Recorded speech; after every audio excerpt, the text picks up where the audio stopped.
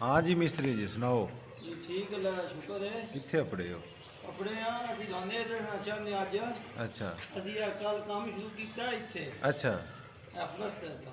हाँ ਛੱਡੋ ਜੀ ਜੀ ਤੇ ਅਸੀਂ ਇਹ ਦੁਬਾਰਾ ਸ਼ੁਰੂ ਕਰਨੀ ਸੀ, ਪਲਸਤਰ ਕਰਨ ਲੱਗਿਆ हाँ ਜੀ। ਤੇ ਇਹ ਸਾਡੇ ਕੋਲ ਨਾ ਕੱਖ ਜਿਹੜੇ ਨਾ ਉਹਨਾਂ ਘੌਂਸਲਾ ਬਣਿਆ ਚਿੜੀਆਂ ਦਾ।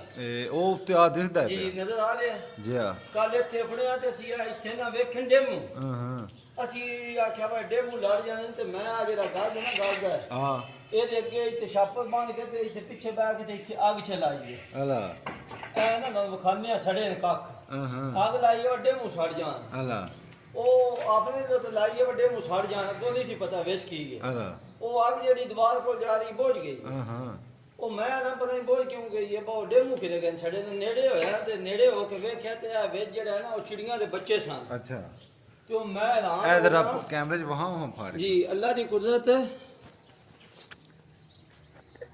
ਉਹ ਹੈਰਾਨ ਇਸ ਗੱਲ ਹੋਇਆ ਜੇ ਇਹ ਚਿੜੀਆਂ ਦੇ ਬੱਚੇ ਨੇ ਵਿੱਚ ਤੁਹਾਨੂੰ ਵਿਖਾਨੇ ਆ।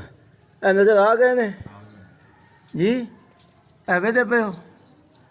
ਇਹ ਅੱਗ ਲੱਗੀ ਐਵੇਂ ਦੇ ਪਏ, ਇਹ ਕੱਖ ਸੜੇ ਨੇ। ਇਹ ਨਜ਼ਰ ਆ ਰਹੇ ਨੇ ਤੁਹਾਨੂੰ।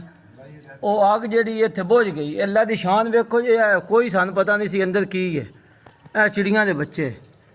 ਅਸੀਂ ਫਿਰ ਇੱਥੋਂ ਘੌਂਸਲਾ ਚਾਹਿਆ ਨਹੀਂ।